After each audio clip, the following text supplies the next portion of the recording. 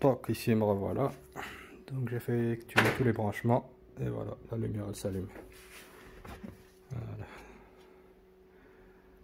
Bon, ici c'est les ampoules halogènes normales, mais j'ai les LED là-bas dans la petite boîte là avec les petites bulles. Donc ça je vais le changer.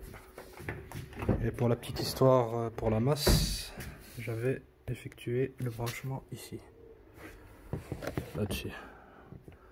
Et il s'avérait quand je voulais faire passer les câbles ici, j'ai enlevé le cache là et j'ai vu que le branchement pour la masse était là. Tout était regroupé là. Donc ce qui fait que j'ai remis la masse pour la lumière des planchers ici au lieu de dessus. Maintenant j'ai enlevé la garniture, je vais passer les câbles en dessous. Et donc voilà. Ici pour le branchement, j'ai inversé en fait. Je commençais à devenir fou, à galérer. J'ai dit merde, pourquoi ça ne veut pas fonctionner? J'ai paramétré au niveau du VCDS comme il faut.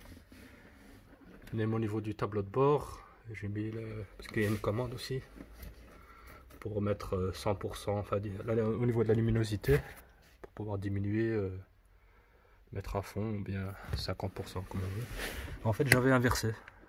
Donc au lieu de le mettre, j'avais mis ça sur ici la colonne de gauche, la pin, en fait elle était vide. Et il fallait le mettre ici à droite, à côté. Donc à la troisième position, numéro 50. Moi j'avais mis là.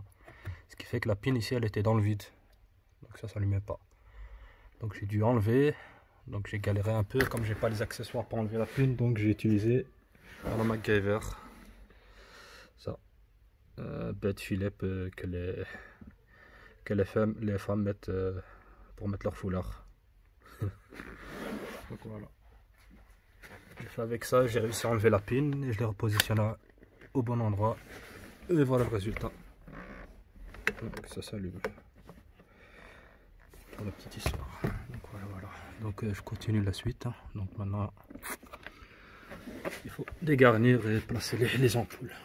Enfin, pour moi, ce qui est le plus important, c'est que ça fonctionne. Donc, là, c'est 10-10. Allez, à la prochaine.